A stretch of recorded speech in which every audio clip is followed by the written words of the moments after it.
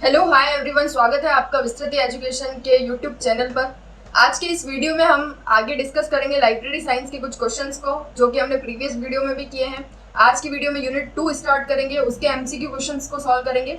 और जैसे कि हम सबको पता है, लाइब्रेरी साइंस का जो वैकेंसी है वो RSMSSB बोर्ड द्वारा जारी की जा चुकी है, फॉर्म भी फिल हो चुके हैं और संभावित एग्जाम की डेट भी आ चुकी है। तो आप अपनी तैयारी को जारी रखिए। साथ ही यहाँ पर विस्तृत एजुकेशन के यूट्यूब चैनल पर आपको डेली विस्तृत एजुकेशन के चैनल पर आपको एमसीक्यूज क्वेश्चंस अवेलेबल हो जाएंगे, तो आप उससे अपनी तैयारी की परख कर सकते हैं। और साथ ही जो भी आप कंपटीशन एग्जाम की तैयारी कर रहे हैं उसके सारे नोट्स आपको अवेलेबल है कहाँ पर, तो वो है विस्तृत एजुकेशन के एप्लीकेशन पर। सो प्लीज़ डाउनलोड विस्तृत एजुकेशन एप्लीकेशन। और आज के इस वीडियो को स्टार्ट करते हैं। आज सेकेंड यूनिट का हमारा फर्स्ट क्वेश्चन क्या रहेगा। ये हमारी कौन सी यूनिट है? Second unit 2। और इसमें जो फर्स्ट क्वेश्चन है हमारा, सूची संबंधी सूचनाएं विनिमय करने हेतु अंतर्राष्ट्रीय सूचना स्वरूप को क्या कहते हैं? अंतर्राष्ट्रीय सूचना स्वरूप को क्या कहते हैं? इसको कहा जाता है ISBD। Option number C right answer. ISBD की फुल फॉर्म क्या होती है? कई बार क्वेश्चन पूछा गया है कि ISBD की फुल फॉर्म क्या होती है। तो ISBD की फुल फॉर्म होती है इंटरनेशनल स्टैंडर्ड बिब्लियोग्राफिक डिस्क्रिप्शन। ये इसकी फुल फॉर्म होती है। एक या दो क्वेश्चन आते हैं फुल फॉर्म से रिलेटेड। तो जितने भी इंस्टीट्यूट्स हैं लाइब्रेरी साइंस वाले सब्जेक्ट में, या कोई और भी बहुत सारे शॉर्ट फॉर्म्स जो भी दे रखी होती है, उनकी फुल फॉर्म याद करनी बहुत जरूरी है। ये हमारा था फर्स्ट क्वेश्चन। अब सेकंड क्वेश्चन देखते हैं हम। सर्वप्रथम ISBD का उपयोग किसी सूची संहिता द्वारा किया गया है। किस सूची संहिता द्वारा किया गया है? यहाँ पर मिसप्रिंट है। ये किस सूची संहिता द्वारा किया गया है? तो वो किया गया है AACR2 द्वारा। Option number C right answer. Next, machine readable cataloguing यानी कि मार्क, इसकी फुल फॉर्म क्या है? मार्क की मशीन रीडेबल कैटलॉगिंग। ये कब प्रारंभ हुआ? किस वर्ष में प्रारंभ हुआ? तो ये हुआ था 1966 में। Option number B right answer. अब नेक्स्ट आगे के क्वेश्चंस देखते हैं अब हम। यंत्र सुवाच्य सूची, जिसे हम क्या कहते हैं इंग्लिश में? मार्क, यानी कि फुल फॉर्म क्या है? मशीन रीडेबल कैटलॉग का प्रकाशन निम्नलिखित में से सबसे पहले किसके द्वारा शुरू किया गया था? तो सबसे पहले इसका जो प्रकाशन है वो शुरू किया था लाइब्रेरी ऑफ कांग्रेस ने। कहाँ पर है ये? अमेरिका में या USA में है। और क्या प्रारंभ किया था? तो मार्क मशीन रीडेबल कैटलॉग कब प्रारंभ हुआ? तो 1966 में। और किसने प्रारंभ किया? सर्वप्रथम प्रकाशन किसने किया? लाइब्रेरी ऑफ कांग्रेस ने। नेक्स्ट, अंतरराष्ट्रीय मानक परख ग्रंथ विवरण, जिसे इंग्लिश में क्या कहते हैं? International standard bibliographic description ISBD के प्रतिपादन तथा विकास के लिए निम्नलिखित में से कौन सा संगठन मुख्य रूप से उत्तरदायी है? मुख्य रूप से कौन सा संगठन? IFLA, international federation of library association. तो ये कब? Option number B right answer. ISBD के प्रतिपादन के लिए मुख्य रूप से कौन सी संस्था है? तो IFLA है। इसको याद रखना है, IFLA। नेक्स्ट, मार्क 2 कार्यक्रम कब प्रारंभ किया गया था? ये क्वेश्चन वापस से रिपीट हुआ है और इसकी फुल फॉर्म हमने देखी थी, मशीन रीडेबल कैटलॉग। तो कब प्रारंभ हुआ था? 1966 में। Option number B right answer. Next, अंतरराष्ट्रीय मानक ग्रंथ विवरण, वही ISBD, निम्नलिखित में से किसके द्वारा प्रकाशित किया गया? तो किसके द्वारा? IFLA द्वारा। Option number C right answer. Next question देखते हैं अब हम। अंतरराष्ट्रीय मानक ग्रंथ परख विवरण, वही ISBD, निम्नलिखित में से किसे मानकीकृत नहीं करता है? तो किसे मानकीकृत नहीं करता है? सूची प्रविष्टि में सम्मिलित सूचना के प्रकार को। Option number A right answer. Next, निम्नलिखित में से कौन सा ग्रंथ परख मानक नहीं है? ISBD, मार्क, डबलिन और ये सभी ग्रंथ परख मानक है, लेकिन CCC जो है वो ग्रंथ परख मानक नहीं है। तो option number D right answer. CCF ग्रंथ परख अभिलेख किससे संबंधित है? ये किससे संबंधित है? डाटा संग्रहण व अभिलेख निर्माण से, डाटा संग्रहण से, डाटा स्थानांतरण तथा डेटा संरक्षण के मानक टैग से, या उपरोक्त में से कोई नहीं। यहाँ पर option number C right answer होगा। डेटा को स्थानांतरित करने के लिए और डेटा को संरक्षित रिजर्व रखने के लिए के मानक टैग से संबंधित है। नेक्स्ट क्वेश्चन, अंतरराष्ट्रीय मानक ग्रंथ परख विवरण ISBD के प्रतिपादन तथा विकास के लिए निम्नलिखित में से कौन सा संगठन मुख्य रूप से उत्तरदायी है? क्वेश्चन फिर से रिपीट हुआ है, यानी कि बहुत इंपॉर्टेंट क्वेश्चन है और आने के चांसेस भी रहते हैं इस तरह के क्वेश्चंस। तो कौन सी संस्था उत्तरदायी है ISBD के लिए? तो IFLA, option number B right answer. इतनी बार ये क्वेश्चन रिपीट हो चुका है तो अब तो इसका भूलने का कोई सवाल ही पैदा नहीं होता। नेक्स्ट क्वेश्चन अब हम देखते हैं, कैटलॉग पद की व्युत्पत्ति किस भाषा के दो शब्दों से हुई है। अच्छा, कैटलॉग किन दो शब्दों से मिलकर बना है? कैटा प्लस लॉग, इन दो शब्दों से मिलकर बनता है कैटलॉग। और ये कौन से, किस भाषा से इसकी उत्पत्ति मानी गई है? तो ये ग्रीक भाषा से मानी गई है। प्रीवियस वीडियो में हमने एक वर्ड देखा था लेमिनेशन, लेमिनेशन। आप कमेंट बॉक्स में जाके कमेंट कीजिए कि लेमिनेशन कौन सी भाषा से उत्पन्न हुआ वाला शब्द है, या फिर कौन सी भाषा से इसकी उत्पत्ति हुई है। नेक्स्ट क्वेश्चन आगे अब हम देखते हैं, सूची किसी निश्चित योजना अनुसार व्यवस्थित ग्रंथों की सूची है, यह किसने परिभाषित किया था? एक या दो क्वेश्चन इससे रिलेटेड भी आते हैं कि परिभाषाएं दे दी जाती है और उसका लेखक पूछा जाता है कि किस विद्वान ने ये परिभाषा दी है। तो पूरी लाइन याद करने की जरूरत नहीं है, कुछ मेन कीवर्ड्स याद रखने की जरूरत है, यानी कि सूची और सूची की जो भी परिभाषाएं हैं उनमें से कुछ वर्ड याद रखने। जैसे ये सेंटेंस है तो इसमें हमें सिर्फ योजना अनुसार, सूची को योजना अनुसार किसने कहा? तो ये कहा है सीए कट्टर ने, option number C right answer. वैसे ही नेक्स्ट लाइन हम देखते हैं, नेक्स्ट क्वेश्चन देखते हैं कि ग्रंथों तथा उनमें वर्णित विषय सामग्री खोजने के लिए सूची एक व्याख्यात्मक तर्कसंगत सुव्यवस्थित तालिका एवं पूंजी है। यह किसी विशिष्ट ग्रंथालय में संग्रहित ग्रंथों तक ही सीमित रहती है। ये किसने कहा था? तो ये परिभाषा किसने दी थी? यानी कि सूची को व्याख्यात्मक तर्कसंगत और सुव्यवस्थित तालिका किसने कहा है? तो ये कहा है जेडी ब्राउन ने, option number B right answer. तो यहाँ पर दो परिभाषा हमने याद की, सूची से रिलेटेड योजना अनुसार तो किसने कहा है? सीए कटर ने, और जेडी ब्राउन ने इसे क्या कहा है सूची को कि व्याख्यात्मक तर्कसंगत और सुव्यवस्थित तालिका एवं पूंजी है। नेक्स्ट, कई ग्रंथालयों की मिश्रित सूची को क्या कहा जाता है? कई सारे ग्रंथालय यानी कि लाइब्रेरी मिलकर जो मिश्रित रूप से जो सूची या कैटलॉग तैयार करती है उसे क्या कहते हैं? तो उसे संघ सूची कहा जाता है, option number A right answer. यहाँ ऑप्शंस जैसे मिश्रित सूची से अगर ये थोड़े से कंफ्यूज करने वाले ऑप्शन है तो हमें यहाँ पर याद रखना है कि ग्रंथालय मिलकर जो सूची बनाते हैं उसे, उस मिश्रित सूची को क्या नाम दिया गया है? संघ सूची। आगे क्वेश्चन देखते हैं, संघ सूची किसका विवरण होता है? यूनियन कैटलॉग जो होता है वो किसका विवरण होता है? ऑप्शन नंबर ए क्या है कि संघीय राज्य क्षेत्र में निवास कर रहे ग्रंथालय सदस्यों का, रॉन्ग। फिर ये क्या है? ग्रंथालयों के समूह में उपलब्ध ग्रंथ एवं पत्रिकाओं, ये है right answer, option number B right answer है। आगे और ऑप्शन देख लेते हैं कि संघीय राज्य क्षेत्र में स्थित ग्रंथालयों के महासंघ से संबंधित है, या फिर उसमें विवरण होता है ग्रंथालय महासंघ के सदस्यों की सूची। दोनों ही ऑप्शन ये भी गलत है, तो यहाँ पर राइट आंसर क्या होगा? Option number B. संघ सूची में किसका विवरण होता है? तो इसमें ग्रंथालयों के समूह में उपलब्ध ग्रंथ तथा पत्रिकाओं का विवरण होता है। नेक्स्ट 17th क्वेश्चन है हमारा, ग्रंथालय सूची के उद्देश्य पूर्ण स्पष्टता से किसने बताए हैं? ग्रंथालय सूची के उद्देश्यों को पूर्ण रूप से स्पष्ट रूप से किसने बताया? तो सीए कट्टर ने बताया, option number B right answer. Next, निम्नलिखित में से कौन सा सूची का आंतरिक स्वरूप नहीं है? तो आंतरिक स्वरूप निम्नलिखित में से कौन सा नहीं है? शब्दकोशीय सूची, वर्गीकृत सूची, आख्या सूची या ग्रंथ स्वरूप सूची। Option number D right answer होगा। ग्रंथ स्वरूप सूची जो है वो सूची का आंतरिक स्वरूप नहीं है। नेक्स्ट क्वेश्चन, ऐसी सूची जिसमें कुछ अंक प्रविष्टियां तथा कुछ शब्द प्रविष्टियां होती हैं को क्या कहा जाता है? अच्छा, वे सूचियां जिसमें अंक प्रविष्टियां तथा कुछ शब्द प्रविष्टियां दोनों ही होती है उसे क्या कहा जाता है? वर्गीकृत सूची, option number C right answer. Next, वर्गीकृत सूची को क्या कहते हैं? आख्या सूची, लेखक सूची, अनुवर्णिक या वर्गीकृत सूची या विषय सूची। तो इसे क्या कहते हैं? विषय सूची, option number D right answer. ऐसी सूची जिसमें सभी प्रविष्टियों को शब्दकोश के समान वर्णानुक्रम में व्यवस्थित किया जाता है उसे क्या कहते हैं?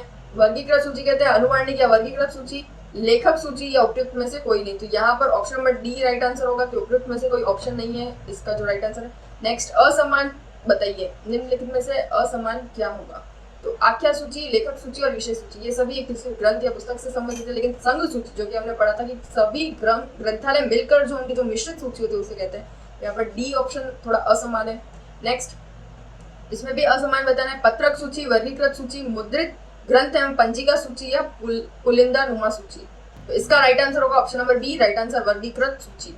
नेक्स्ट आगे बढ़ते हैं अब हम, निम्नलिखित में से असमान बताना है। फिर से वही क्वेश्चन है, आख्या सूची, लेखक सूची, विषय सूची या संघ सूची। ये क्वेश्चन वापस रिपीट हुआ है, option number D right answer होगा, ऊपर हमने देख ही लिया है। नेक्स्ट आगे बढ़ते हैं हम, असमान बताइए। इसमें भी लेखक सूची, आख्या सूची, नाम सूची ये सभी पता चल रहा है कि एक पुस्तक ग्रंथ से रिलेटेड है, लेकिन शब्द सूची अलग है, तो शब्द कोशीय सूची अलग है, option number D right answer. फिर नेक्स्ट, असमान बताना है इसमें। असमान पत्रक सूची, वर्गीकृत सूची, शब्दकोशी सूची या अनुवर्णिक वर्गीकृत सूची। तो option number A right answer, पत्रक सूची असमान है इसमें से। नेक्स्ट, विश्व में किस ग्रंथालय द्वारा मुद्रित सूची का प्रयोग सर्वप्रथम प्रयोग किया गया था? मुद्रित सूची का प्रथम प्रयोग किसने किया था? ब्रिटिश म्यूजियम द्वारा किया गया था। Option number A right answer. Next, visible index का व्यापारिक नाम, ट्रेड नेम क्या है? इसका ट्रेड नेम क्या है? Kardex. Option number C right answer. Next, ग्रंथालय सूची का अपरंपरागत या आधुनिक स्वरूप निम्नलिखित में से कौन सा है? सर्वदर्शी सूची, मशीन सुवाच्य सूची, सूक्ष्म स्वरूप सूची या उपयुक्त सभी। तो यहाँ पर ये सभी इसके ग्रंथालय सूची के अपरंपरागत या आधुनिक मॉडर्न फिजिकल फॉर्म में। तो कौन से? Option number D right answer, उपयुक्त सभी। नेक्स्ट, ग्रंथालय सूची का कौन सा भौतिक स्वरूप सघन तथा कम स्थान घेरने वाला होता है? पत्रक सूची, पंजिका व ग्रंथ स्वरूप सूची, पुलिंदानुमा सूची या रक्षक ग्रंथ सूची। Option number B right answer, पंजिका अथवा ग्रंथ स्वरूप सूची। नेक्स्ट, सूची पत्रक, सूची पत्र का मानकीकृत आकार क्या होता है? स्टैंडर्ड साइज क्या होता है सूची पत्रक का? तो ये स्टैंडर्ड साइज होता है 12.5 by 7.5, 12.5 into 7.5 centimetre. Option number B right answer. Next, पत्रक सूची का अभ्युदय होने का स्थान बताइए। पत्रक सूची का अभ्युदय कहाँ से हुआ था? तो ये हुआ था फ्रांस से। Option number C right answer. Next, आजकल भारत में सूची का सर्वाधिक प्रचलित भौतिक स्वरूप कौन सा है? सर्वाधिक भौतिक प्रचलित स्वरूप कौन सा है? तो वो है पंजिका ग्रंथ स्वरूप सूची, पुलिंदानुमा सूची, पत्रक सूची या सूक्ष्म स्वरूप सूची। तो इनमें से कौन सा होगा? Option number C right answer, पत्रक सूची। एकल पत्रक प्रणाली का निम्नलिखित में से किसके साथ संबंध है? तो एकल पत्रक प्रणाली का संबंध है पत्रक स्वरूप सूची से। Option number A right answer. Next, ग्रंथ सूची पत्रकों को जिन विशेष रूप से निर्मित दराजों में रखा जाता है उन्हें क्या कहते हैं? तो उन्हें क्या कहते हैं? Catalogue cabinet. Option number D right answer. Next question है, विजिबल इंडेक्स का व्यापारिक नाम, ट्रेड नाम किसने दिया है? ट्रेड नाम क्या है? तो ये ट्रेड नाम क्या है? अभी हमने पढ़ा है, Kardex. Option number C right answer. सूची के निम्नलिखित में से किस भौतिक स्वरूप में प्रविष्टियों के अंतर्वेशन तथा बहिर्वेशन की सर्वाधिक सुविधा होती है?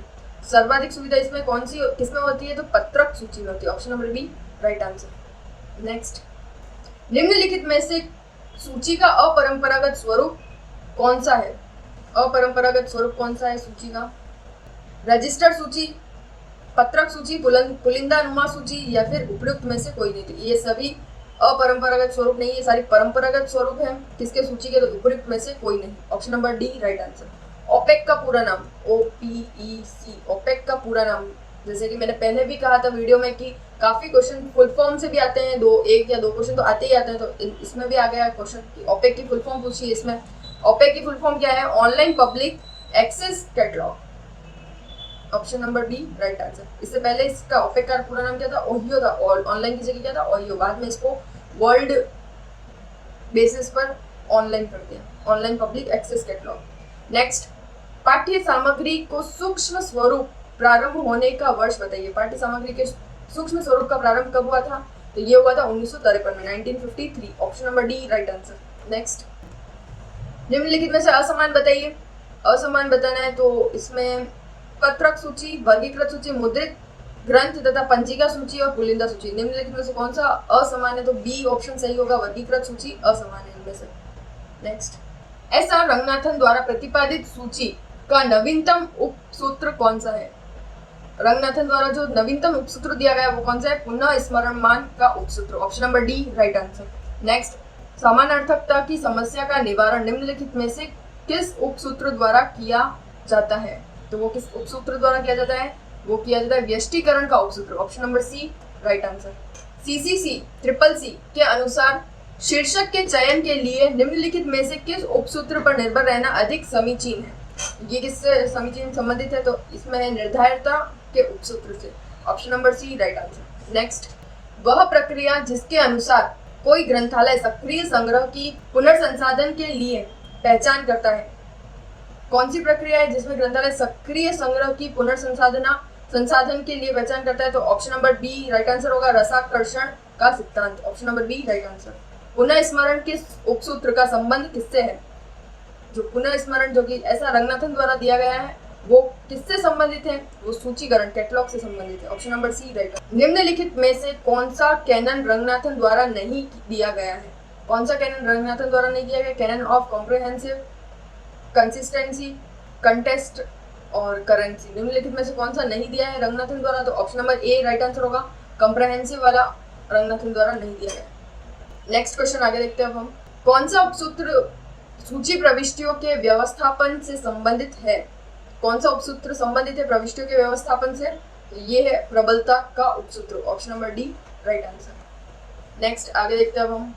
निम्नलिखित में से सूचीकरण का कौन सा उपसूत्र इस बात का प्रावधान है कि मुख्य प्रविष्टि बनाने के लिए सूचनाएं आख्या यानी कि टाइटल तथा उसके अतिरिक्त पृष्ठों से लेनी चाहिए? ये कौन बताता है? तो ये निर्धारिता का सिद्धांत या निर्धारिता का उपसूत्र बताता है। Option number C right answer. Triple C के अनुसार शीर्षक के चयन के निर्धारण की सुरक्षित विधि किस उपसूत्र पर आधारित होती है? ये निर्धारिता के उपसूत्र पर ही आधारित होती है। Option number C right answer. फिर नेक्स्ट, स्थानीय वैभिन्य सिद्धांत किसमें मुख्यतः अनुप्रयोज्य होता है? कौन किसमें अनुप्रयोज्य होता है? तो option number A right answer. सूचीकरण कैटलॉग से अनुप्रयोजित होता है।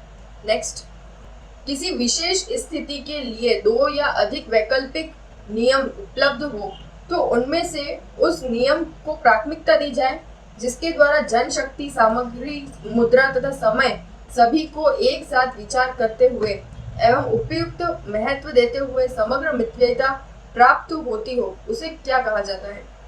निम्नलिखित में से जो सिद्धांत दिए गए उससे रिलेटेड ये कौन सा सिद्धांत में कहा गया है? तो इसका राइट आंसर होगा option number C right answer, मितव्ययिता का सिद्धांत।